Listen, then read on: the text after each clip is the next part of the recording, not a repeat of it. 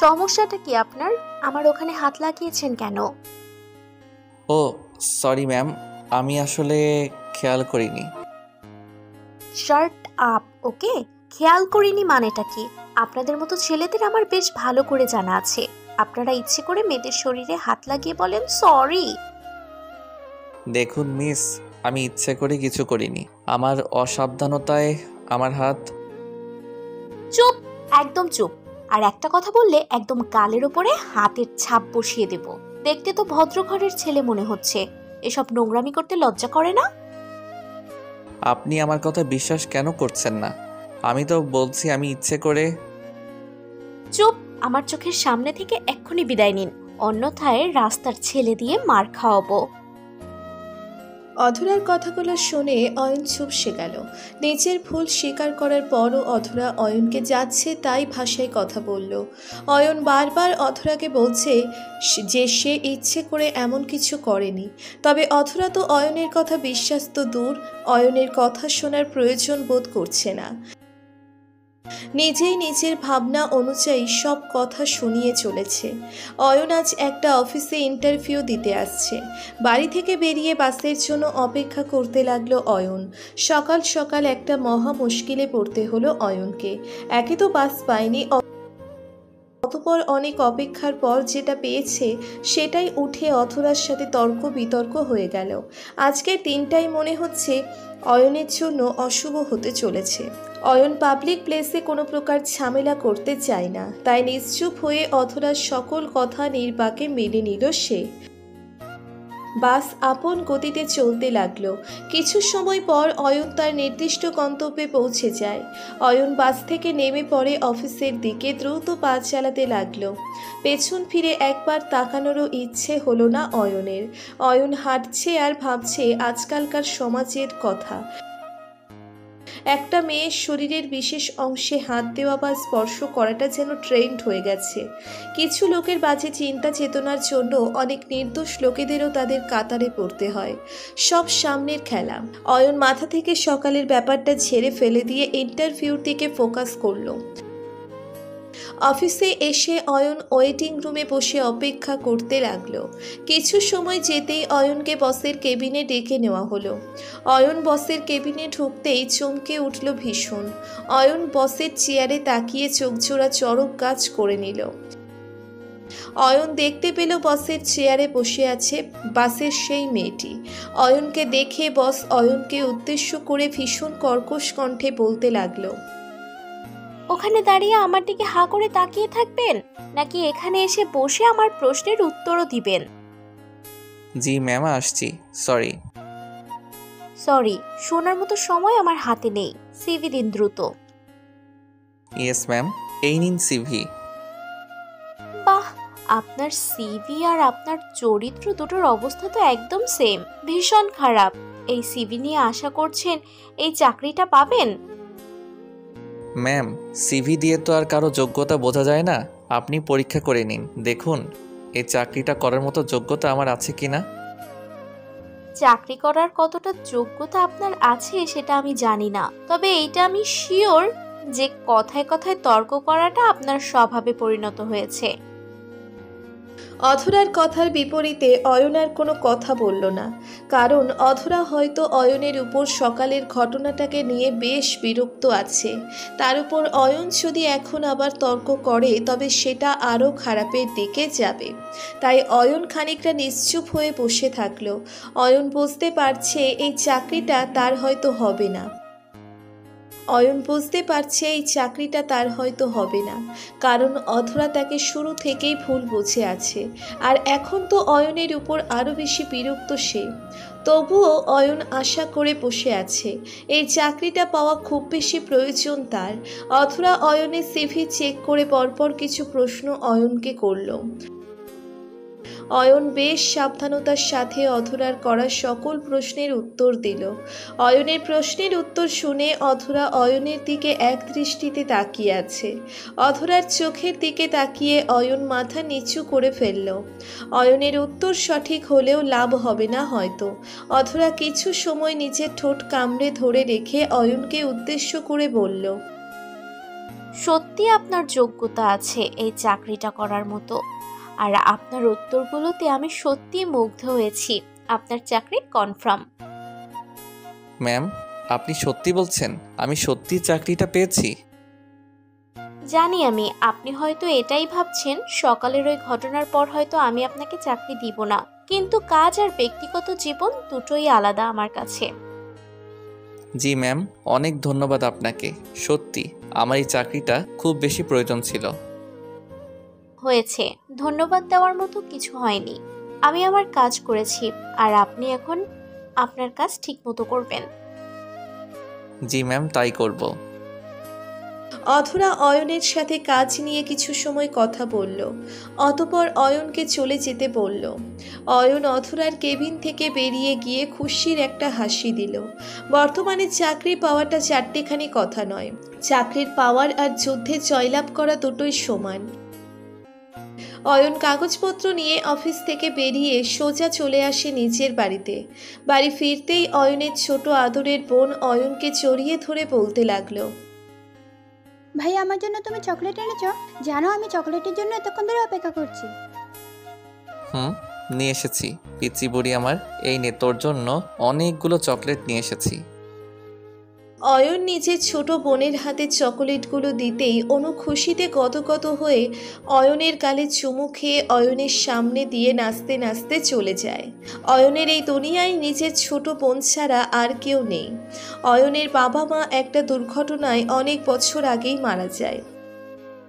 বাবা মায়ের মৃত্যুর পর থেকে অয়ন নিজের বোনকে বাবা মায়ের আদর সোহাগ দিয়ে লালন করেছে। অনু ছাড়া অয়নের আপন বলতে এই দুনিয়ায় আর কেউ নেই। অয়ন নিজের রুমে গিয়ে ফ্রেশ হয়ে রান্না করে নিল। অতঃপর দুই ভাই বোন মিলে একসাথে ডিনার করলো। সকালবেলা অয়ন বিছানা ছেড়ে উঠে ফ্রেশ হয়ে নিয়ে দ্রুত অফিসের জন্য তৈরি হয়ে নিল। অনুকে কলেজে দিয়ে সোজা অয়নেরা চলে যায় অফিসে।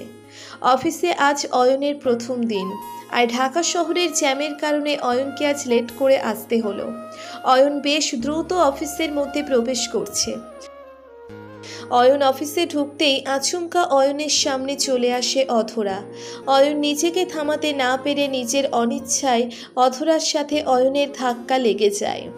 অয়নের সাথে অধরার ধাক্কা লাগতেই অধরা তাল সামলাতে না পেরে পড়ে যেতে নিল।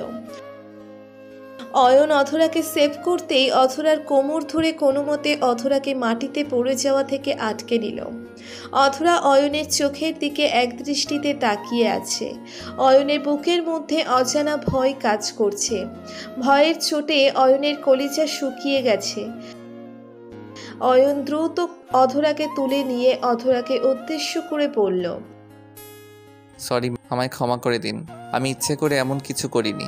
ভুল করে আপনি আমার সামনে আচমকা চলে এসেছেন, তাই আমি দেখতে পাইনি। ম্যাম, বিশ্বাস করুন আমি সত্যি বলছি। আমি ইচ্ছে করে কিছু করিনি। জানি আপনার বিশ্বাস হবে না। ঠিক আছে, আপনি অপমান করুন। অধরা অয়নের কথাটা শুনে মুচকি হেসে ফেলল। অয়নকে বোঝা যেন তার সাধ্যের বাহিরে। অধরা মুচকি হাসি দিয়ে অয়নের গালের উপর নিজের হাত আলতো করে স্পর্শ করে দিয়ে নিজের কেবিনের দিকে চলে গেল। অয়ন অধরার এমন কাজে ভীষণ অবাক হয়ে গেল। অধরা তো অয়নকে অপমান করার কথা ছিল, কিন্তু অধরা তো এমন কিছুই করল না। অধরা চলে যেতেই অয়ন আর কিছু না ভেবে নিজের ডেস্কে গিয়ে বসলো। নতুন অফিসে এসে অয়নের 2-4 জনের সাথে বন্ধুত্ব হলো। অয়নের পাশের ডেস্কে বসে কাজ করছে বৃষ্টি নামে একজন মেয়ে।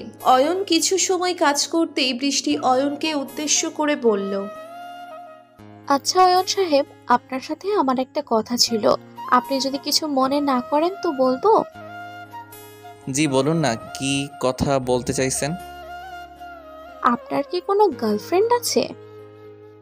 না, এমন কেউ তো নেই। কিন্তু কেন? না, এমনিতেই জিজ্ঞেস করলাম আর কি। আচ্ছা, আমরা দুজন ভালো বন্ধু হতে পারি, তাই না? জি, আমি তো আপনাকে নিজের বন্ধু মনে করছি। তাছাড়া আপনি একসাথে কাজ করছি তখন তো আমরা ভালো বন্ধুই, তাই না? জি, সেটা তো ঠিক আছে, তবে আমি আপনার বেস্ট ফ্রেন্ড হতে চাই। অয়ন বৃষ্টির সাথে কিছু সময় কথা বলল। বৃষ্টি কথাগুলো কেমন যেন অয়নের কাছে সুবিধের মনে হচ্ছিল না। বৃষ্টির কথাগুলোতে বোঝা যাচ্ছে বৃষ্টি হয়তো অয়নকে অন্য কিছু বলতে চায়, কিন্তু কি সেই কথা সেটা অয়ন জানে না। অয়ন বৃষ্টির সাথে আরও একটু কথা বলতেই অধরা অয়নকে ডেকে পাঠালো। অয়ন নিজের ডেস্ক থেকে অধরার কেবিনে যেতেই অয়ন চমকে উঠল। অধরা অয়নকে দেখে আচমকা ভীষণ রুড ব্যবহার করতে লাগলো। অধরা অয়নকে উদ্দেশ্য করে বলল, অফিসে কি কাজ করতে আসেন নাকি মেয়েদের সাথে ফ্লার্ট করতে? কোনটা করতে আসেন বলুন তো আমায়। এসব কি বলছেন ম্যাম? আমি তো কাজ করতেই আসি, আর আজ তো প্রথম দিন, তাই সকলের সাথে একটু পরিচিত হয়ে নিচ্ছিলাম আর কি। Shut up! আমি আপনাকে আগেই বলেছি আমার মুখের ওপর কথা বলতে না, আপনি তারপরও আমার মুখে মুখে কথা বলছেন। মিস বৃষ্টির সাথে আপনার মেলামেশা আমার একদম পছন্দ না, আপনি ওর সাথে আর কথা বলবেন না কখনো। ম্যাম, আপনি কি ঠিক আছেন? শরীর ঠিক আছে আপনার? কেন, আমার কি হবে? আমি তো একদম ঠিক আছি। না, আমার মনে হচ্ছে না আপনি ঠিক আছেন, কারণ এমন কোনো অফিস আমি এর আগে দেখিনি যেখানে কোনো কলিগদের সাথে কথা বলতে বস নিষেধ করে দেয়। ওহ, তাই নাকি? আমার অফিসে আমার নির্দেশ মতো কাজ হবে। তাছাড়া আপনার জন্য শুধু এই নিয়মটা করা হয়েছে, আপনি কোনো মেয়ের সাথে কথা বলতে পারবেন না। কিন্তু কেন ম্যাম? আমি কথা বললে কি ক্ষতি হবে? কারণ আপনার চরিত্র খারাপ। আমি চাই না আমার অফিসের মধ্যে কোনো ধরনের খারাপ কিছু হোক, তাই আপনাকে সাবধান করে দিচ্ছি। আশা করি আমার কথা মতোই কাজ করবেন আপনি। জি ম্যাম, কিন্তু আর কোনো কথা আমি শুনতে চাই না, এখন আপনি আসতে পারেন। অধরার কথাগুলোর মানে অয়ন বুঝতে পারল না। সকালবেলা অধরার সাথে ধাক্কা লাগার পরেও অধরা কোনো প্রকার রাগ দেখায়নি, বরং হাসি মুখে ছিল। বৃষ্টির সাথে কথা বলার পর অধরা এমন করে রেগে গেল কেন, কিছুই বুঝতে পারল না অয়ন। অয়ন অধরার কেবিন থেকে বেরিয়ে এসে নিজের ডেস্কে বসে কাজ করতে লাগলো। রাতের দিকে অফিস শেষ করে অয়ন গাড়ির জন্য অপেক্ষা করতে লাগলো। বাহিরে একটু বৃষ্টি হচ্ছে, তাই কোনো গাড়ি আজও পাওয়া যাচ্ছে না। অয়ন অনেকটা সময় অপেক্ষা করার পরেও কোনো গাড়ি না পেয়ে পায়ে হাঁটতে শুরু করলো। হাঁটতে হাঁটতে অয়ন অনেক দূর পথ চলে আসে। অয়ন যেই পথ দিয়ে হেঁটে চলেছে সেই পথটা একদম নির্জন, কোনো মানুষ নেই আশেপাশে। অয়নের শরীরটা কেমন যেন এই নিস্তব্ধ নীরবতায় ঝিমঝিম করছে। অয়নের শরীরের লোকগুলো শিউরে উঠছে বারংবার। অয়ন আরও কিছু দূর সামনে এগিয়ে যেতেই আচমকা অয়নের চোখে পড়ল অধরার গাড়ি। অধরার গাড়িটা রাস্তার মাঝখানে থামিয়ে রাখা রয়েছে। অয়ন অধরার গাড়ি দেখে ভাবল হয়তো অধরা কোনো বিপদে আছে। অয়ন দৌড়ে গাড়ির দিকে এগিয়ে যেতেই দেখতে পায় গাড়ির ড্রাইভার মাটিতে বসে আছে, মাথা থেকে তার রক্ত বেরিয়ে পড়ছে। অয়ন ড্রাইভারের এই অবস্থা দেখে ড্রাইভারকে উদ্দেশ্য করে বলল, আপনার কি হয়েছে? আর অধরা ম্যাম কোথায়? 5 জন ছেলে এসে অধরা ম্যামকে জোর করে ওইদিকে তুলে নিয়ে গেছে, আপনি দয়া করে ওনাকে বাঁচান। ড্রাইভারের কথা শুনে অয়নের মাথা কাজ করা বন্ধ করে দেয়। তার মানে অধরার সাথে কোনো খারাপ কিছু হতে চলেছে। অয়ন এদিক ওদিক তাকিয়ে দেখল রাস্তার পাশে একটা রড পড়ে আছে। অয়ন রডটা নিজের হাতে তুলে নিয়ে দৌড়ে একটা বাড়ির মধ্যে চলে যায়। অধরার চিৎকারের শব্দ শোনা যাচ্ছে। অয়ন বিদ্যুৎ গতিতে যেন অধরার দিকে ছুটে যাচ্ছে। বাড়ির মধ্যে আসতেই অয়ন দেখতে পায় ছেলেগুলো অধরাকে ঘিরে ধরে আছে। অয়ন ভাবছে এই 5টি ছেলের সাথে একা পেলে উঠবে না অয়ন, তাই একটু বুদ্ধি লাগিয়ে কাজটা করতে হবে। অয়ন দৌড়ে ছেলেগুলোর দিকে এগিয়ে এসে একটা ছেলের মাথায় রড দিয়ে সজোরে আঘাত করল। অয়নের আঘাত পেয়ে ছেলেটা মাটিতে লুটিয়ে পড়তেই বাকি 4 জন অয়নের উপর চটে গেল। অয়ন চিৎকার করে 4 জন ছেলেকে থামতে বলতে লাগলো। ছেলেগুলো ভাবলো হয়তো পুলিশ এসেছে, তাই তারা যে যেমন পারে তেমন করে পালিয়ে গেল। এই যাত্রায় অয়ন অধরাকে সেভ করলো। ছেলেগুলো পালিয়ে যেতে অয়ন অধরার দিকে তাকালো। অধরা কান্না করে দিয়ে বসা থেকে উঠে অয়নকে শক্ত করে জড়িয়ে ধরল। অয়ন বুঝতে পারছে অধরা ভীষণ কষ্ট পেয়েছে, তাই অয়ন অধরাকে সান্ত্বনা দিয়ে বলল, কিছু হয়নি, আমি আছি তো। চলুন এখন এখান থেকে আমাদের যেতে হবে। আপনি যদি আজ সময় মতো না আসতেন তবে হয়তো আমি আর বেঁচে থাকতে পারতাম না। আপনাকে কি বলে ধন্যবাদ দিব সেটা আমি জানি না। আরে ধন্যবাদ কিসের, এটা আমার দায়িত্ব ছিল। একজন নারীর সাথে কেউ বাজে কিছু করার চেষ্টা করবে আর আমি চুপ করে থাকবো, সেটা কোনো দিন সম্ভব নয়। সত্যি আপনাকে আমি অনেক ভুল ভেবেছিলাম, তবে আজ আর বলতে কোনো বাধা নেই। আমি জীবনের সঠিক সিদ্ধান্ত নিতে চলেছি। সঠিক সিদ্ধান্ত মানে? আমি ঠিক বুঝতে পারছি না ম্যাম। না বোঝার মতো কোনো কথা তো নেই। আপনাকে অন্য কোনো মেয়ের সাথে কথা বলতে বারণ করেছি কি এমনি এমনি নাকি? আপনার বোঝা উচিত কেন বারণ করেছি। অধরা কথাটা বলতেই পুনরায় অয়নকে জড়িয়ে ধরল। অধরার বলা কথাগুলো অয়নের কাছে এখনো পরিষ্কার নয়, তবে এখন অধরার কথা ভাবার সময় নয়। এখন অয়নকে এখান থেকে পালিয়ে যেতে হবে। অয়ন অধরাকে নিজের বুক থেকে তুলে নিয়ে অধরার হাত ধরে দৌড়ে এই বাড়ি থেকে বেরিয়ে নিজেদের গাড়ি নিয়ে দ্রুত স্থান ত্যাগ করলো। অধরাকে অয়ন তার বাড়ি অবধি পৌঁছে দিতেই অধরা অয়নকে উদ্দেশ্য করে মায়াবী কণ্ঠে বলতে লাগলো, অয়ন, আমি তোমায় ভালোবাসি। আর কি করে বোঝাবো বলো? আজকের ঘটনার পর সত্যি আমি তোমাকে আরো বেশি করে ভালোবেসে ফেলেছি। আমাকে একটু ভালোবাসা দিবে? দেখুন, এখন আপনার রেস্টের প্রয়োজন। আপনি রেস্ট করুন, এসব নিয়ে পরে কথা হবে। জি, সাবধানে থাকবেন। আসছি।